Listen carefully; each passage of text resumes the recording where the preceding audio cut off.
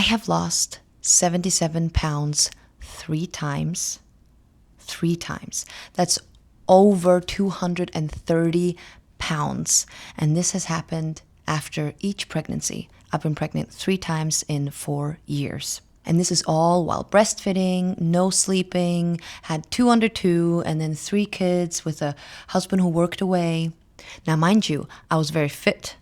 Before my first pregnancy, I had been a personal trainer for 10 years at that point, and I've been a personal trainer now for 15 years. But during every pregnancy, I gained so much weight, but I lost it all within a year after each pregnancy. Today, I'm going to share the 3 mindset shifts that truly helped me, and also what I've learned after having trained 500 clients face-to-face and then over 1,000 online. And it's not going to be what you think. It may actually be against things that you thought were true when it comes to how to become healthier, how to eat better, how to move your body, and basically how to lose the weight that you want to get rid of. And these 3 mindset shifts, some of them come from the Faroe Islands, where I'm from, not the people per se, but the culture there. Since I moved to America, I have really gone back to my cultural roots, and I've found so much of Nordic wisdom there that you can use throughout your daily life. Now, I lost all of this weight without actually going to the gym. I can count probably on 2 hands how many times in those 3 times that I lost all that weight that I went to the gym. Now, these are not diet tips. These are a completely different way of understanding what your body needs. Hi, my name is Mona, and I come from the Faroe Islands. I have 3 kids, 4 and under, and I help women master their mindset through psychology, neuroscience, a little bit of slow living, with a biblical perspective as well. And I like to sprinkle some Nordic wisdom in between all of those things. And we are having so much fun while we do all that. Okay, we're gonna go into the office. I like to be in the office when we are dropping some truth bombs, when we are authentic, and when we talk together about how we can make our lives a little bit better. And I love to ask the question again and again, how can we live well on purpose?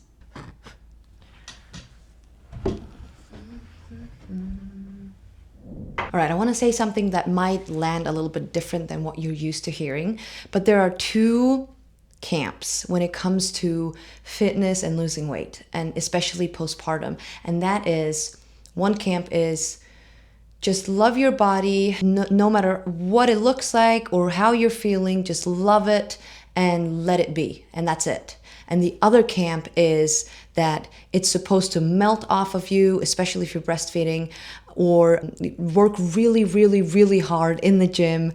And it's so hard to be able to do that, especially with children, right? And especially if you don't want to hire a nanny and then having to go to the gym and so on. So this is for the mother who is a stay-at-home mother, who is a high achiever. I see you. And then also who really, really takes her health serious. You take your health seriously. You just don't really know how to go on about it. You have all the information out there, right? You can ask ChatGPT or any YouTube video that talks about lose weight, lose this. You kind of know what to do, but there are so many different ways to do it that it's hard to commit to one way, and you can't do all of the ways. Does that make sense? You can't know 10 different ways to do it and do the 10 different ways, right? So today we're going to talk about, these are simple things. I don't think you're dumb, I promise you, but they are going to be so simple that they're going to make sense to you. They're going to be simple. And I promise you that if you do these few things, things will happen when it comes to your wellness, when it comes to your health. So when I was a personal trainer in the Faroe Islands, where I grew up, the Faroe Islands is a tiny, tiny country, 50,000 people. We belong to Denmark, so it's a Nordic country. And what I noticed when I had the clients there is that even if they really needed to take their health serious, even if they needed to lose some weight and to really care about their health, once they locked in, as they say, it kind of just clicked pretty quickly, because in the Faroe Islands, we understand stewardship. Stewardship is the way we take care of our home. It's the way we take care of our community. And because the Faroe Islands is so small, we love taking care of the community. It is just innately something that we do. So when I put that into the perspective of their mind, where think about your body as your home, your kids, your husband, your community, steward it. It's like it clicked for them. So I want to do the same thing for you, to understand what the body actually is, what it is for, what it is not for, and the idea that what you have been given is worth tending. Mindset shift number 1, the standard. You are allowed to hold a standard for yourself. You are allowed to look at yourself honestly and decide, this is not where I want to stay. That is self-respect. And I know that goes against everything that is online, like love yourself and everyone is beautiful the way they are. I just really disagree with that. Yes, God created you in His image, but He also asked you to steward your body and to treat it as a temple. And when it comes to that group of people of just be the way you are, it's all good, just don't do too much, it's fine, basically just give up, compared to hustle, hustle, hustle. I do see a lot of high achieving women that I work with that they hustle so much and they treat their body like it's a freaking machine. And that relationship with the body is so exhausting, and it's not really what the body's for, right? So back to the standard. The ones that really struggled were the ones that lost sight of their standard when things got difficult. They didn't really fall back on the standard that they set, or they didn't set a standard. Every time they perhaps fell off the train or they just had a really hard week, they stopped, they didn't look back at their standard, and then that stopping became permanent. And then they had to start all over again, multiple times. A standard is a decision that you make in a clear moment, and you hold it even in the mornings or afternoons when you don't want to. You do not negotiate with the standard. You meet the standard. And when I say standard, I don't mean getting up at 5 a.m. and going for a marathon run or lifting super heavy weights at the gym, because as mothers, we can't do that. And quite frankly, we don't have to do that. I mean the more quiet things, the more Nordic things, the more slow living things, the more intentional living things, such as a nice walk, a little bit of strength work twice a week. You don't have to do it more than that. And you don't have to go to a gym to do strength work. And then eating like someone who respects her body. And then going to bed before you are desperate. This is simple and it's consistent. Simple, held consistently over a long period of time. Because that is something possible to do for a busy mom. Now, simple and easy are two completely different things. Most women are waiting for the answer, the ultimate answer that seems way bigger than this. Like I said, I told you this is very simple. But while they wait, those simple things go undone. The standard, set your standard. That is the first mindset shift that will truly change things. Part 2, Seinferð. I like using my own Faroese word, Seinferð, which basically means slow motion or slow moving. And it is basically slow living, but with the Faroese twist. In the Faroe Islands, naturally, we don't rush as much as the rest of the Western world. Now, I do have some childhood memories of where my parents were yelling, "We gotta go to school now!" And then we were all rushing 5 kids into the car, and then one of my siblings, they were always late and they always made us late for school. And then I remember all of the traffic because there was only one road out of the suburb that we lived in and it just took for ages. And I do have memories of that. It's not like Faroese people are just completely floating on clouds at all times. So take this with a grain of salt, okay?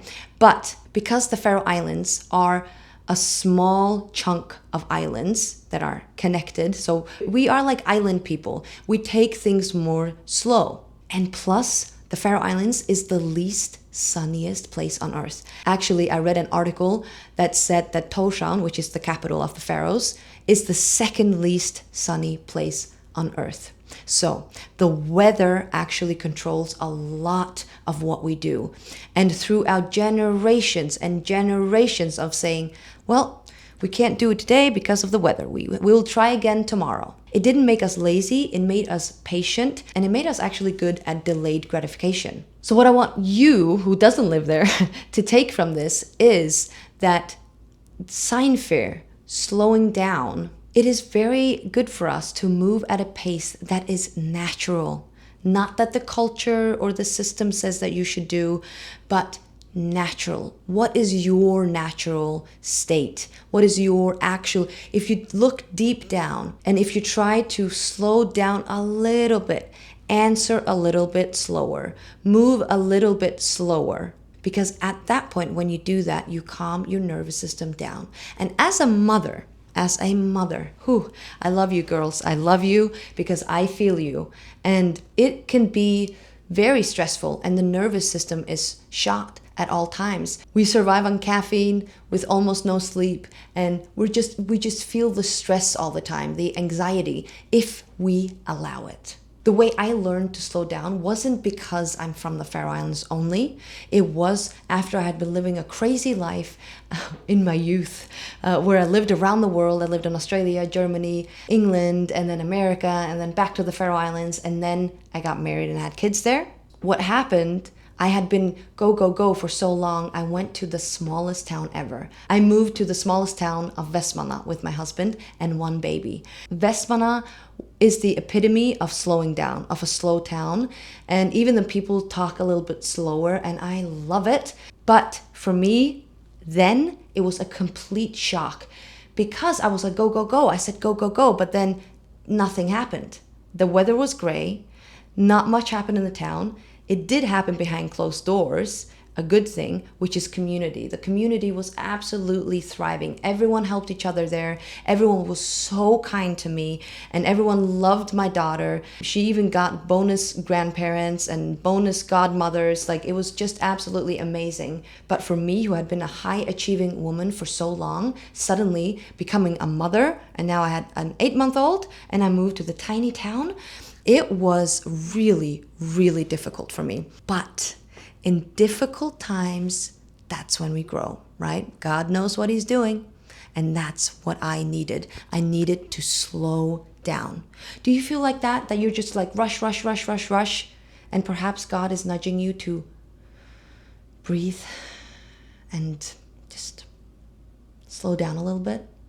What if that is the actual answer for you to feel wellness, to feel like you are giving your body a break? What if that is the answer for you to either lose those last pounds or to just feel more fresh? Actually, the opposite of what the world is telling you, to rush, work harder. What if that is the answer, to actually just slow down? I didn't think it was for me. Sure was. So the reason why I slowed down so much in this small town was because not that many things were going on. I had 2 under 2 at this point, and then the weather was really bad. We couldn't go out too much. So I learned to steward the home. I learned to steward the body. I was almost going in the other direction, by the way. I really thought that I had postpartum depression. And the last thing I did was, okay, what I'm going to do is I'm going to pray every single day. And mind you, my husband was also working away. So I was very lonely here at times. And the nights were long as well. I had a colicky baby.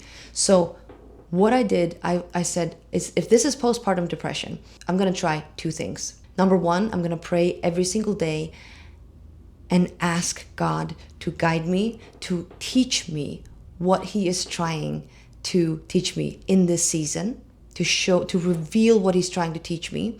And then the second thing was, I need to move my body because I didn't get the sun and because I couldn't go outside. It was so gray and it was so rainy. And at that point, I did go to the gym twice a week, only a couple times. But then the rest was at home. I was stretching with my little baby, and I was walking around a lot. I did a little bit of exercises at home. And that's basically it. And of course, the last component was to Eat what God created. Easy. Does it grow in a tree? Does it grow in a bush? Does it come from the ground? Does it walk on the ground? Or does it swim in the ocean? That's all I asked. I didn't count any calories. I didn't follow any meal plans. That's what I asked. I'm trying to resist the urge to go too much into biology or physiology because talking about nervous system or cortisol, because I feel like because you're a high achieving mom, you know all of this. You know these things. You have the information. That isn't the issue. The issue is, what do you do with the information, right? But what is important to know is that calming down your nervous system will truly help you a lot. And the way we do that is with simple things. That is to take a step back and reduce the noise around you. I'm telling you, if you are still scrolling, then I highly recommend that you stop. Because I really think that really increases our cortisol. It dysregulates our nervous system. I really believe that. Social media is not good for us mothers. I don't think it's good for anyone, honestly. Maybe businesses, but other than that, I don't think that it's good for mothers at all. And I don't really see YouTube as social media. I see this as long form. I see this as a place where I can connect with people and see how they think. It's longer. It's not just a snapshot of like a 30-second thought pattern. It's just too much, I think, for a mother who's already tired, who's already stimulated by the noise around her, and who really needs to protect her heart, her mind, and her soul, her spirit, so that she can be the best mom that she can be, right? So if you really want to regulate your nervous system, which is the emotional weight underneath the physical weight, then just slow down. And I really think, I told you that I couldn't go for walks, but if I could, I would. And I did try to go outside in the Faroe Islands when the weather wasn't stormy. I really did. And that helped me so much. Going for walks, even with the kids, right? Getting fresh air, getting sunlight truly helped me, especially without having any phone close to me as well. Part 3, presence. Now this is kind of a piggyback from number 2. Because once we slow down, once we are in Seinferð, that's when we are able to be more present. And what happens when we are more present? It's like a veil gets removed from our eyes and from our mind, but also from our soul. Because we are so distracted today, aren't we? Are you? Do you feel distracted? Because I felt so distracted. 7 months ago, right when I deleted Instagram, I just had enough. It was like, what am I doing? Why am I wasting my time? The precious time that we have. Look at the kids. My oldest now is 4. She's turning 5 soon. And it's like, I don't want to waste any more time. I want to be more present. And I promise you, although I tried practicing this before I deleted social media, after I deleted social media, being able to be present, it was just so much easier. And in the Faroe Islands, we have a word called húnalöta. It derives from the word hugga. Húne and hugga is the same word. And húnalöta means a hugga moment. And this is something, again, from my culture that we do every single day, multiple times a day, where we sit down together with the people that we like, we love, and even people that we're trying to get to know, and we sit and connect. And it doesn't have to be through sugary sweets, but it's with usually a hot drink and then anything else that you want to snack on. This is something that I truly believe so deeply in. Being able to sit down, especially with your children, and you sit down and you connect with them through a hot cup of something, and you sit and you talk. You ask questions, or you just listen. You just listen. Listen to the kids talk. Or sometimes even you can read a book. You can have a family book. My husband and I recently started drawing with the girls as well, which they freaking love because they're in a drawing period right now, or a creative period where they love doing that. And the fact that their parents can just sit down and draw intrinsic drawings and sit for an hour, like what? That is, being able to do that not only makes you feel better and more present, it just rejuvenates the whole family, especially if you do it daily. Do it after dinner time, after you've cleaned up. We sometimes do it also in the middle of the day. You may be like, what in the world does this have anything to do with weight loss and with health? Well, I mean, if we are feeling good within our body and mind and spirit, and weight loss will be the byproduct of that. Health will be the byproduct of being more present, of slowing down, of setting standards. It's the byproduct. It doesn't have to be the goal itself, because it will be the byproduct. Because when you are present, you do not eat mindlessly. And when you are present, when you move your body, it's a mind-body connection, and the body will react way, way better. And when you are present with God in the small little moments, something just settles within you. Something that no amount of willpower can manufacture. Your body was created by God to be well. When you stop fighting it and start being in it, it tends toward health. The weight loss, like I said, is a byproduct. The consistency is a byproduct. And these are things you do not force. They are things that follow when the conditions are right, or when you set things up properly for yourself, for your soul, for your well-being. So this was not your generic fitness advice, was it? Completely different, right?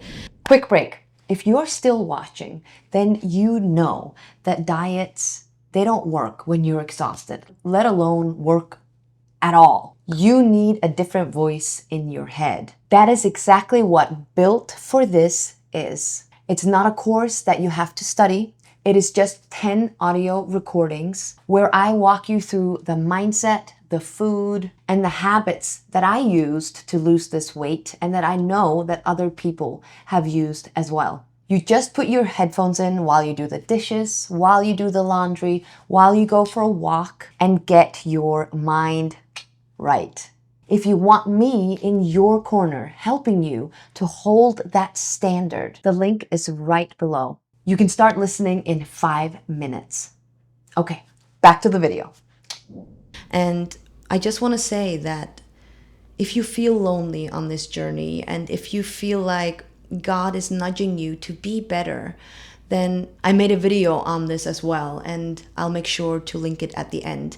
But you are not alone, and you have been given gifts, passion, a calling from God. And that's why it's so important for us to steward our body, to steward our mind, and to steward, therefore, our home, children, husband. There is a lot of responsibility laid upon us, but we have grown so much after becoming mothers, right? Do you feel the same? Can you do more now with more kids than when you had one child? Did you ever have a moment where you had one child and you thought, I can't do this, and now you have perhaps multiple children, and you look back and you're like, lol, I don't know why I couldn't do that, but now I can, and more. And the reason why is simply because you grew. You grew in the moment of stress, but also in the moment of darkness. And if you are in a moment right now where you feel like you don't really know where to start, then I'm telling you, follow these 3 little steps that I gave you. They're so simple, and you can do them today. You can start doing them right in this moment with your children. And those things should be the actual goals. And like I said, health and everything else will be a byproduct. And you're going to look back in a year and think, I did it, while focusing on the actual right things. I believe in you, and God bless you. And if you're interested in working with me one-on-one, I have an application below that you can fill out, and then we can see if we are a fit. Until next time, watch this video.